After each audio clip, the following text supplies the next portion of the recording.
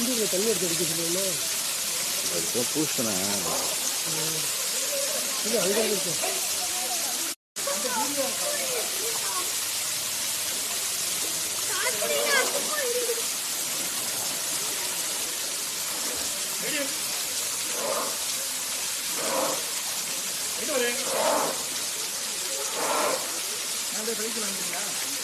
அந்த ஃபைல்ஸ்லாம் இருக்கான்னு தெரியல. அதான் டாக்குமெண்ட்டாக இருக்கா?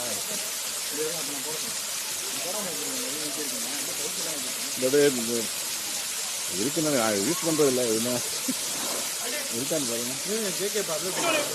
சரி